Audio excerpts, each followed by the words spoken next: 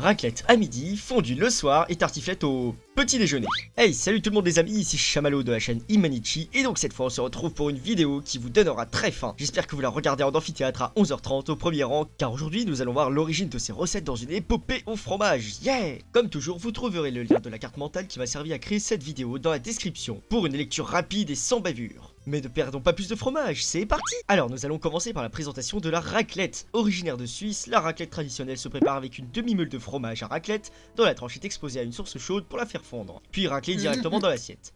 La source chaude peut aussi bien être un feu de bois, des braises, un four spécifique ou votre voisine si vous voulez. C'est une pratique délicate qui nécessite une formation, n'essayez pas de le faire chez vous, ça serait vraiment du gâchis. Mais d'où vient ce super fromage qui nous fait baver d'envie dès qu'on en parle? Enfin, c'est mon cas, mais je suis peut-être tout simplement bizarre. Bref, ce fromage est créé à partir du Moyen-Âge dans le canton du Valais.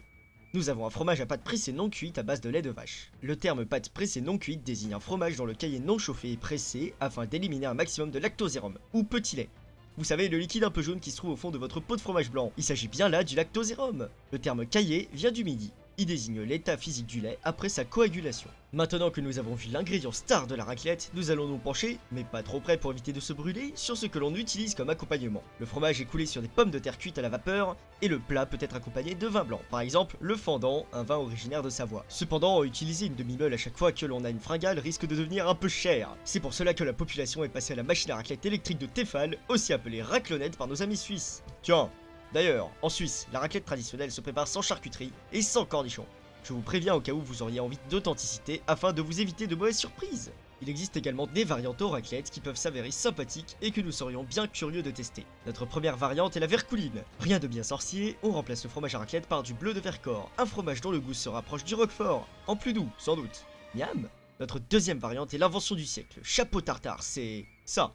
Ok, vous ne voyez pas trop à quoi ça correspond, on va rajouter des ingrédients, hop, et voilà, magie! N'est-ce pas l'invention du siècle? Avec tous ces légumes qui baignent dans le jus de la viande grillée, oh, ça donne envie. Tiens, je me demande si on pourrait pas mettre du fromage dessus et le faire couler directement sur nos patates ou dans nos gosiers. À essayer.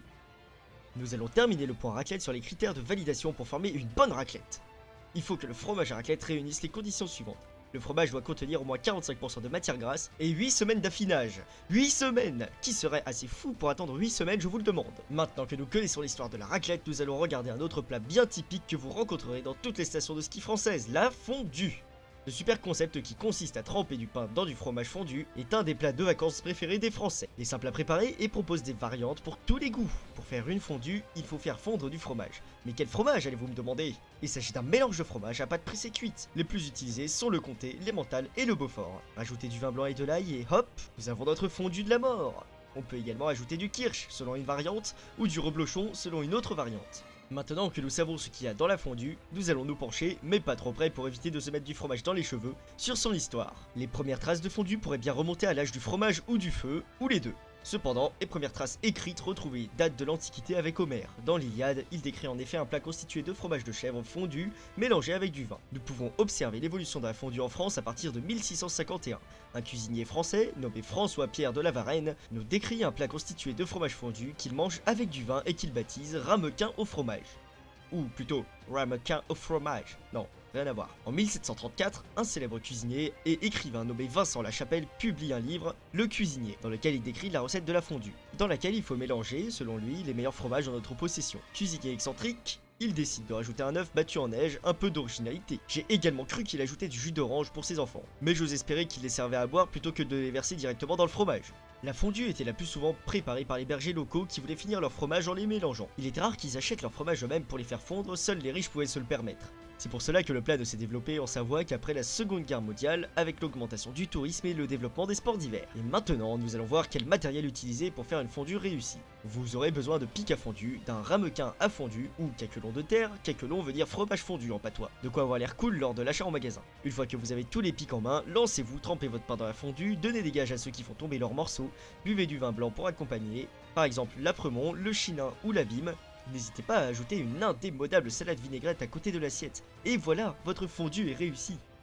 Nous allons maintenant aborder le dernier plat de notre scoop recette savoyarde, Je parle bien sûr de la super, la méga, l'ancestral. J'ai dit ancestral mais pas tant que ça en fait. Madame Bovary. Non, je parle bien sûr de la tartiflette. Un gratin de pommes de terre parsemé de lardons, d'oignons et couvert d'un bon gros 500 grammes de reblochon fondu. Le rêve, n'est-ce pas? Nous allons tout de suite nous pencher, mais pas trop près pour éviter d'être tenté par la délicieuse odeur que dégage ce plat, sur le fromage phare de ce méga gratin, le reblochon. Comme le fromage à raclette, la pâte est non cuite. Cependant, elle est légèrement pressée. Le fromage est également présenté sous forme de cylindre plat, 14 cm sur 3,5 cm d'épaisseur. 500 g de bonheur, je ne parle pas de drogue, mais c'est presque pareil. On peut noter également qu'il n'est que faiblement salé, d'où l'intérêt des lardons. Et d'où vient ce fromage si mystérieux? Pour le découvrir, remontons au XIIe siècle dans la commune de Thônes, ou ville du reblochon à l'heure actuelle. Les fermiers doivent payer des impôts aux riches et au clergé, l'impôt se calcule en fonction du lait produit. Il sert à créer le beurre et le fromage. Un jour, un paysan a trouvé un moyen de frauder. Il réalise une traite incomplète, paye ses impôts et réalise une deuxième traite après que les collecteurs sont partis. Il obtient de cette deuxième traite un lait très riche en crème qui fait le petit plaisir de la famille post-collecte. Cette fraude sera appelée la rebloche, car en patois reblocher signifie pincer les pieds de la vache une deuxième fois. Même si le reblochon est un fromage très sympa, il n'est pas tout de suite très populaire. Au XXe siècle, les producteurs n'en vendent que quelques 40 tonnes par an, cependant il sera de plus en plus célèbre grâce au développement du tourisme. En 1958, les producteurs obtiennent l'appellation d'origine pour ce fromage. Ils placent l'activité dans la catégorie production protégée, ce qui valorise grandement son lien au terroir et à l'origine du fromage. Le reblochon peut se présenter sous deux formes, fermier, pastille verte ou laitier, pastille rouge. D'ailleurs, petit conseil, si jamais vous avez prévu de manger le meilleur reblochon de votre vie, prenez-le pendant la période entre août et décembre. Vous aurez plus de chances de tomber sur le reblochon parfait, car ce fromage nécessite 1 à 2 mois d'affinage et les vaches sont en alpage de fin juin à début octobre. C'est pendant cette période qu'elles donnent le meilleur lait, car l'herbe est bien meilleure. Maintenant que nous connaissons l'histoire du reblochon, nous allons retourner sur la tartiflette et retracer sa propre histoire.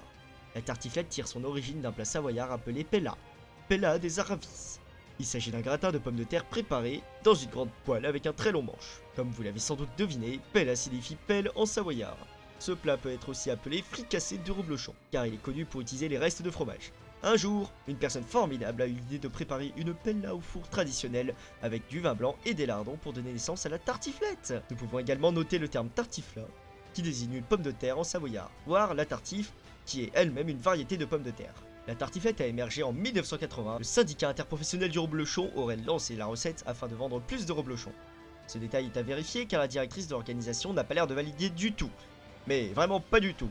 On peut noter que la tartiflette est également un plat traditionnel d'Aoste, cependant il sera appelé trifolette. Le label rouge est une notation sur critères créée en 1960 qui témoigne de la qualité d'un plat. Pour bénéficier de ce label, la tartiflette doit réunir les conditions suivantes. Elle doit être gratinée au four traditionnel, le reblochon doit composer 20% du plat et être le seul fromage du plat. Et nous terminerons ce petit point avec des variantes que vous connaissez sans doute. Nous retrouverons donc la morbiflette. Rien de bien sorcier, il suffit de remplacer le reblochon par du morbier, fromage de lait cru de vache originaire du Jura. Le fromage est également classé appellation d'origine protégée comme le reblochon.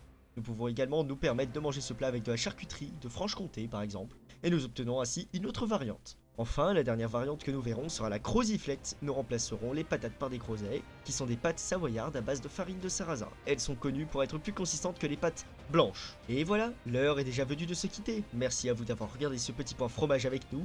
N'oubliez pas de visiter notre page Facebook pour vous tenir au courant des prochaines vidéos et des petits faits divers sympas. En espérant que la vidéo vous aura plu, merci pour votre soutien et à bientôt pour une prochaine vidéo. Salut tout le monde!